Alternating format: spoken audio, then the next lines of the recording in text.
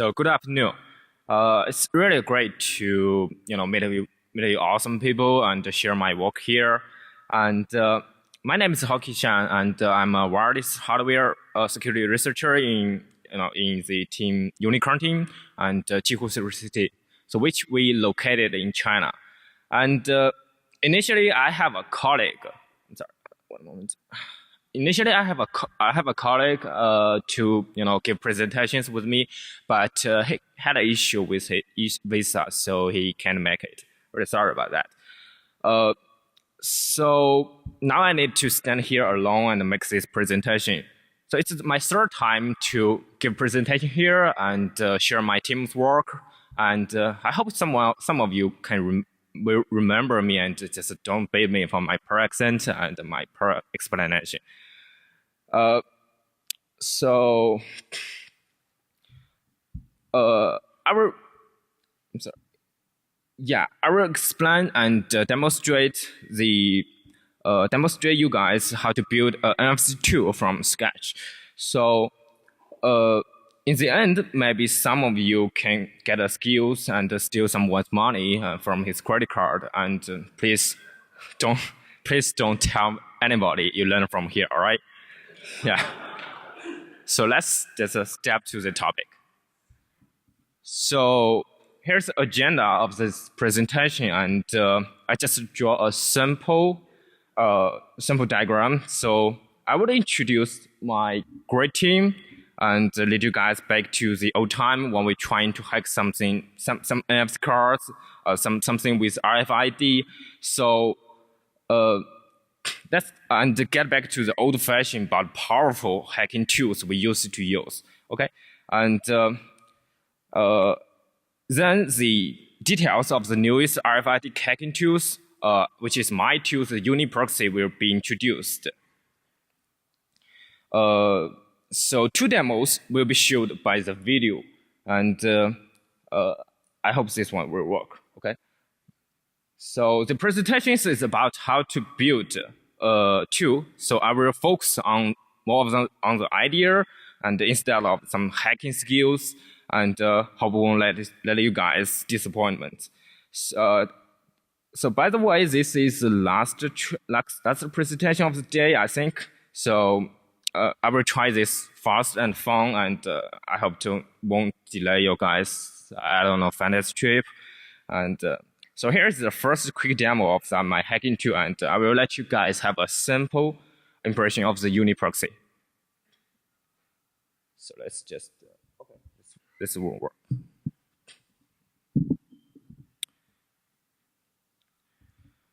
So I will stop at a moment and to give you explanation, okay?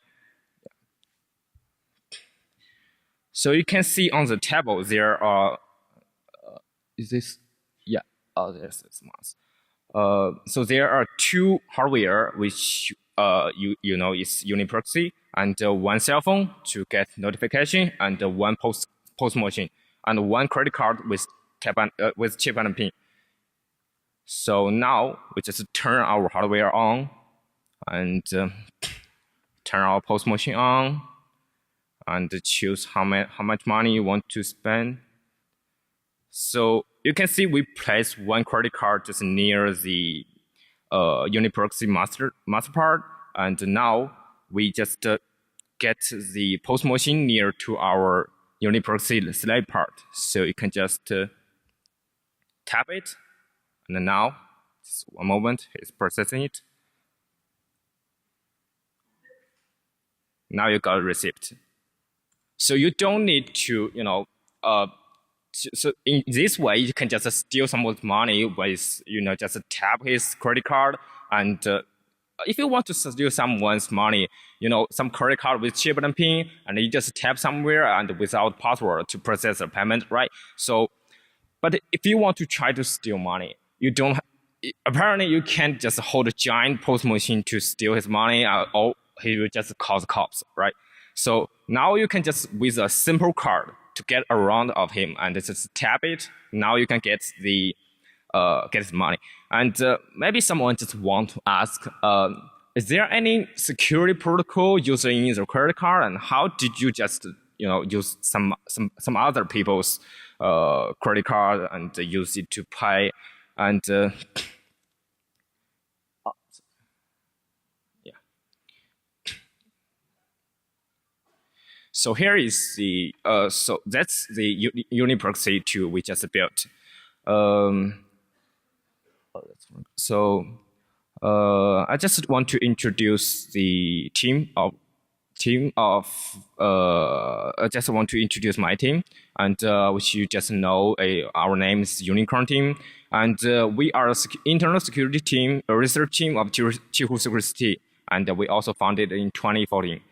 So we focus on the wireless hardware hacking and defensing, and we do a lot of security research and hardware development, and also the pen test, So we do have several wireless security research published in the DEFCON and the Black Hat, and maybe some of you heard it before. So it's about some low-cost GPS spoofing, and which presented in 3 years ago, and also RT direction attack, and which present in here and last year. So and also we do have a power communication attack on the DEFCON last year, and this year I don't know if you guys heard it. It's about the ghost telephonist, and which we can just hijack and spoof your call, your SMS, even you are on the 4G RT network. So I think that's a little bit cool. And we also have some hardware development. So we do have a lot of hacking tools, and we do have the Hack ID, but most focus on the RFID. Okay, just some Hack ID Pro, and etc.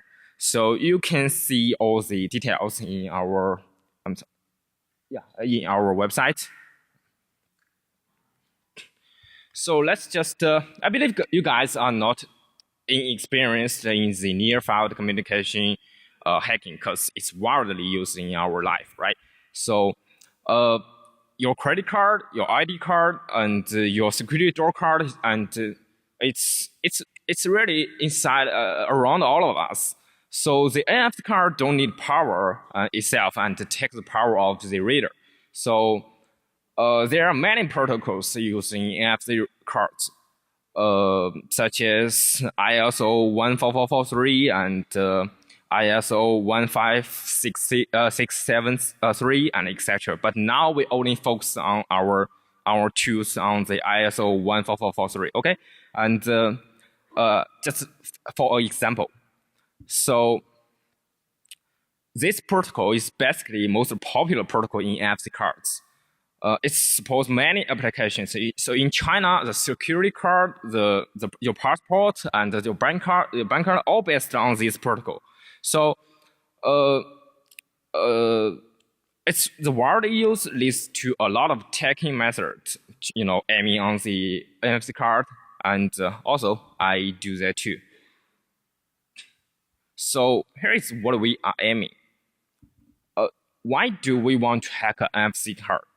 So as we mentioned before, we are hackers, and of course we want to fake someone's security card to enter some forbidden area, and also some people might want to use other people's credit card, just like me.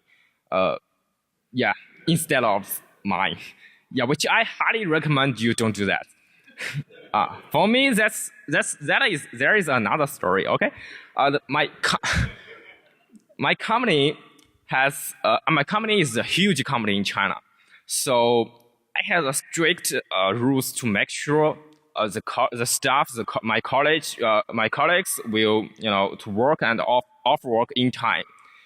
So everybody in my company has a unique security card, and the security system will log the time when you enter every gate and when you enter every room, and so thus your boss will easily know you are late or not. And so I was thinking maybe I can, and also if you are late for your work and your salary will lose, all right? So I was thinking maybe I could build a tool to fake my ID card and place it near some, secluded car doors and with a reader, so I don't have to get up early every day. Yeah, but it's but the company is a security company, and actually the security system is developed by my team. Yeah, so this is awkward. Yeah, so we use the HID card and apparently as our ID card. So I don't know any easy way to fake a HID card. So because we can't break the security protocol, it's really hard. So then I was just thinking maybe I can just build a proxy to transfer the signal from the between the reader and the card. So then just let the near turns to far away, so I can speed up. So when I was thinking I can use the same way on the credit card and with the chip and pins. So you guys can do you guys do have the chip and pins card, right? You can just buy something and just to tap somewhere and without password. So it also based on the NFC tag, so we are able to just hijack it. I'm sorry, forgot to decide. So the way we just use to hack is to have just like to have a quick review that what we use it to do. Okay, we use it to use a Primax 3, and we use it to Chameleon Mini, and this is the Primax 3 is the best RFID hacking tools I use it to use. I also use it Chameleon Mini, and these two are focused on the protocol. So with the Primax 3, you can just hack high frequency and low frequency in both ways. So it's very powerful. But with another one, it's just focused on the ISO 14443, and you can just clone a card if you can crack it. But mostly focus on the MIFARE Classic 1K or MIFARE Classic 4K. So there's also another way, such just like us, is a proxy tool. I think they are targeting the Z. So it's two app, Android app. So you can Google it, you can Google and download it and try it. So it's named the NFC proxy and NFC gate. But I use them. They are not very, I don't know, maybe not fit in Chinese environments, but that's okay. Those tools are just inspired me how to build a proxy tool. And so why not we use a Primax 3? So even though it supports many protocols and it's powerful, but it can't hack a credit card. Or I guess we guys all rich now. Yeah. So and why don't we use the NFC gate or NFC proxy? It's based on Android, and it can use modified firmware to relay your NFC data, and it can monitor transmitted data, and but it relies on the Wi-Fi. So the delay on the Wi-Fi network is really huge, and it can be tolerable. But too much delays to complete the whole payment procedure, and that's why I didn't use it. So let's just say I build another build.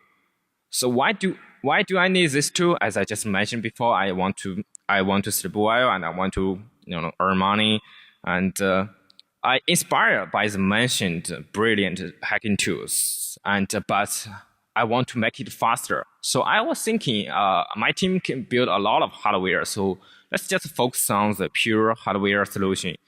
And also, this tool is completely self-designed and modified, so everything we can need is just produced by us. So we don't need to rely on reading some other source code or to product another hardware design.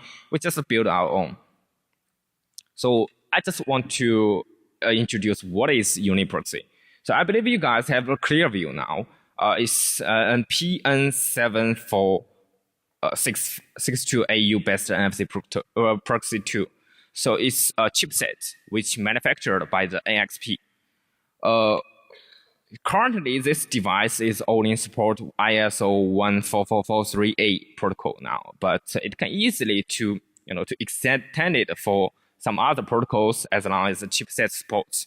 So now the device are targeting the quick parse credit card. So I don't know if you guys the American quick version QuickPass name may be EMV or VisaPay, but it's similar. The UniProxy contains two parts: the reader emulator and a card emulator, which I call them a master one and the slave one.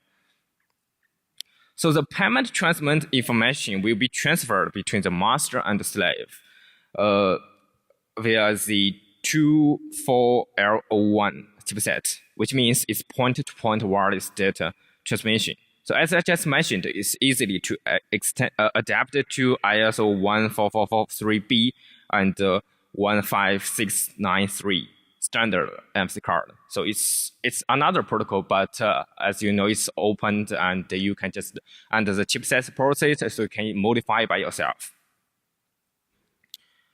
So here is the core of UniProxy. We use PN chipsets as a core. So it's as I mentioned, it's NXP chip and support full MIFARE family cards. It can read, it can write, and emulate a card, and quite powerful. And it's really rare chip used, I think, because this is because when I try to find some document, it's not easily to Google it. So needless to say, we didn't buy the service of NXP, so we don't have any official support.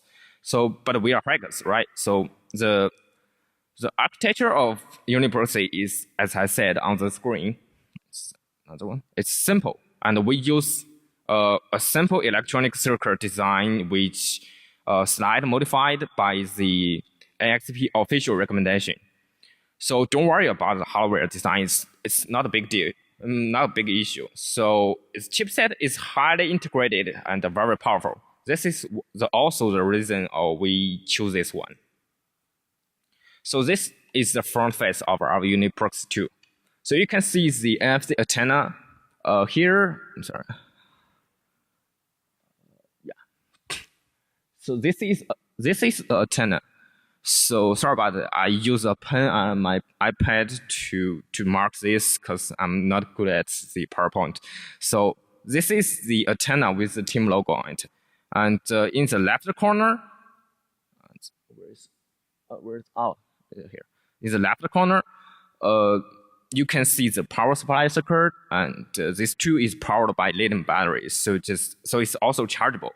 So you can take this outside and do something evil and without any notice. So in the right side, you can see the 24L01 chip model. We use this chipset to communicate between the master and slave. So I don't know if you guys see the core chip. It's right on here. Yeah, it's a little bit dark. It's an NXP chip on the end of the narrow. It's a little bit dark, so you can see the hardware of this hacking tool is quite simple. It's isn't complicated. It's not complicated at all. So with the official recommendation of everybody can draw their where's mouse? Oh, there it is. So with the official recommendation, everybody can draw and map their own device and build a same one. But it's quite easy, so don't fret. So this is the back side of the master part. You can see there's nothing else, just an antenna, just a battery. And after the hardware design, I'd like to introduce the software design here. So let's step to the software processing of this hacking tool. So actually, in my opinion, I really believe the source code can explain everything, right? So when I got to make this presentation, I thought, let's just make this open source, and voila, I can just play around. So, but as you see, it's a big company and it's not my own work. So it's quite a company property, and that's why I need to stand here and only to present a few source codes, screenshots, and that may feels very sorry. So just back to the topic. So firstly, you need to init the read library API, and there will be a loop to put our chip and the sniffing model and it will detect any RF field with protocol we are aiming, and around. If it is, the code will just go to the handshake stop. So in our master part, as you know, read emulator will try to run the handshake and a handshake routine with the card, which just follows the RF range of it. And after the handshake, our master part will get the parameters of the card and set a timeout. So then it will pack and transfer all the raw data to the card emulator immediately. Then the master will just wait to receive the data which comes back from the slave and before it's timed out. So if everything okay, the whole routine will just start the block transmission. So you can just download the PDF and you can see the source code detail. So this is the block transmission routine, and also the last routine of the master part. So when it starts to transmit block data, and it will just wait a response from the card emulator before it's timeout, and then just forward and spread the data to the real card. So and wait the response of the real card. So if there is something wrong with the real card and it didn't get a response before timeout, the master will notify the slave and the communication is ended. Or our emulator will just get I block. The I block is real data, so you can just process it and you can directly respond to the real card. So you don't need to pack the data. You don't need to transfer the data. So it will directly to respond when it's finished the directly response. In the other case, the data will directly forward to the card emulator. So that's from a loop. So until the whole procedure is ended. So this is the front of our slave part of our hacking tools. So now you can notice the hardware is exactly the same. So you can build one for master, one for slave. You don't need to build different parts. They are same hardware design, but the software is the most different. So the process of our slave part is just corresponded to the master one, or we can call it master and slave, right?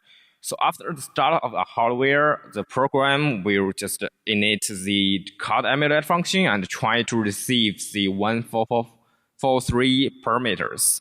And from the UART, as we described before, it's coming from our read emulator. So once it gets the parameters, and the slave one will just send a success command response and back to the master part and notified it. So here is the second part of the slave software design. The slave will just start integration with the read emulator and init the card emulator, so which received the parameters. So if there is a real card reader nearby, so the slave part, which also it's our card emulator, will start to communication between the real card with the received parameters.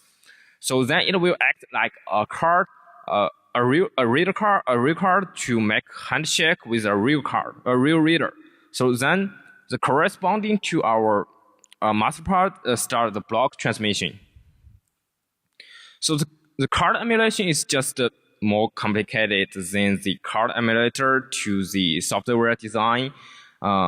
So after the start of the block transmission, the card emulator will receive data from a real one. So if the data is not iBlock data, the slave will detect if it is deselect command, and if it is, just forward to the reader emulator and send this command to a real reader. So this process will just save time. So if there is a S block instead of R block data, so the card emulator will just process it by itself. So back to the upper level, a card emulator will just forward the data to a card emulator and send a delay command after half-time waiting. And this is action will also level up the success rate because it's a success rate very efficiency because there will always be some unexpected delays. So then the slave then the slave part will receive data from a reader emulator and then forward to a real reader, and all the actions would form a loop and would cooperate with the reader and the reader emulator and finally finish the whole transmission. So in the end, you can just complete money transmission procedure. So the principle I just described is very simple, but I would like to know. You to know there was a lot of issues that occurred in the development. So I would like to have an impression that you have when you start in the if you want to make a new proxy tool. Okay. So first, the chipset we just use cannot change the first byte of UID. So it's burned in the firmware, so you can change the UI the first byte of the UID of your chipset. So it will always be 0 to 8. Luckily, if you want to fake a credit card, the credit card reader won't verify the UID through won't verify your credit card via UID, and we didn't find a way to modify it in our long time test, but because most of the money related application won't check the identity, the card with the UID, and on the other hand, I think it's a good way to prevent this kind of attack. So secondly, the waiting and the wake up time is a real issue when you're developing a proxy tool.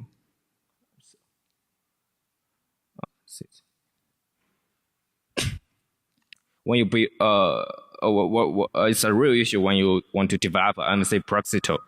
So as you know, the NFC card, it doesn't carry a power, right? So it uses power from the reader, and if the card haven't received any response from the reader, and you will lose the power and turn off. So apparently the whole attacking progress is just failed.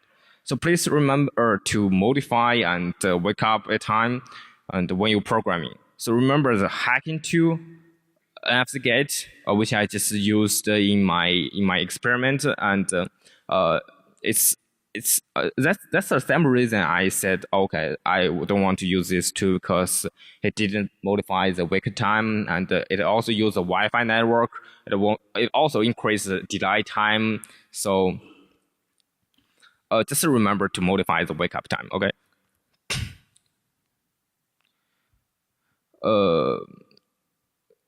Thirdly,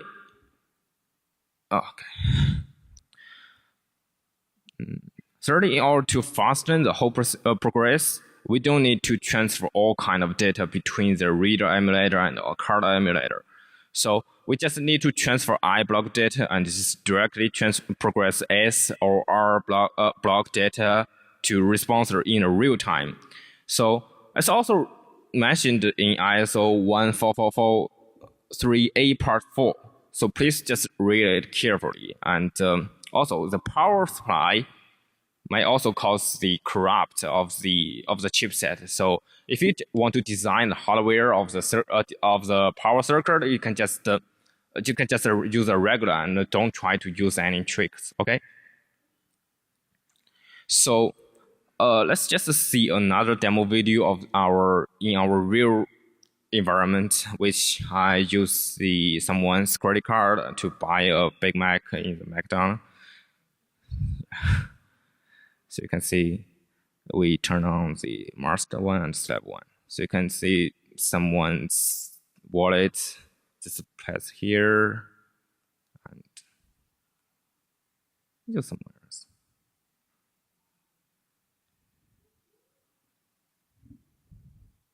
Of course, I didn't steal someone's money. It's my credit card.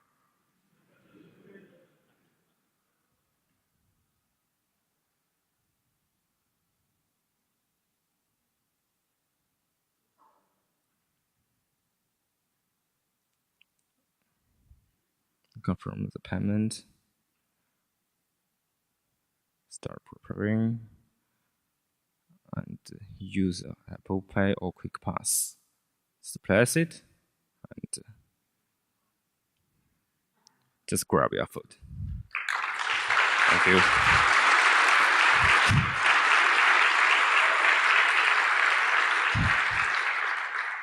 Thank you. So we just described how to attack a credit card, right? So this is how we defend it. I don't know. I saw a lot of people use a blocking sleeve to protect the card, and also there is a RFID wallet to prevent this kind. And there are also the good ways, and you can use it. And also we have the RFID jammer, which of course I built it. We design and manufacture one, but we sell it and nothing else. And our guard bunny, you can in America, I think you can just buy a blocking sleeve and RFID wallet or just guard bunny. It's really high efficiency. I recommend you to have a try. So here's a summary and what we learned in this development. So you need to read the protocol and you need to read the protocol and the document well, and it's a lot of tricks inside. So better not to developing without official support, because when we are using the XP chipsets, is really a waste of time because we are stuck in some weird mistakes and we just can't read the document. There is no official support, and we developed this about using, I think, 6 months. And if with official support, I think this could be done in 2 months.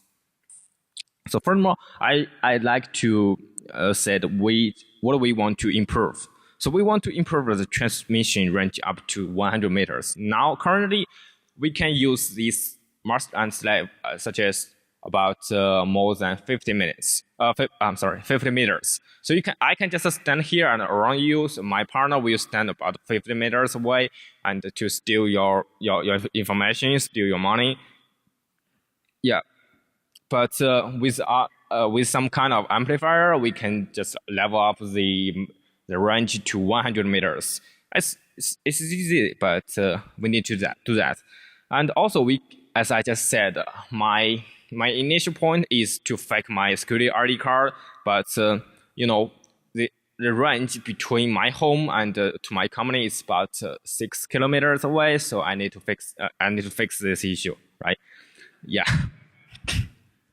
And also, I want to make this self-compatibility because when now it's just attacking one ISO 14443A, and I want to make it adapted to HID, adapted to 15693, and I want to let it to know which protocol it is using, and I want to make it.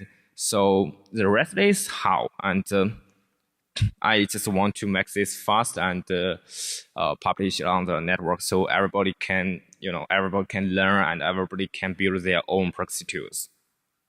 So here is our reference, and I want to really thank them, and also the hardware division of my team, and the MC tools, which inspired me a lot.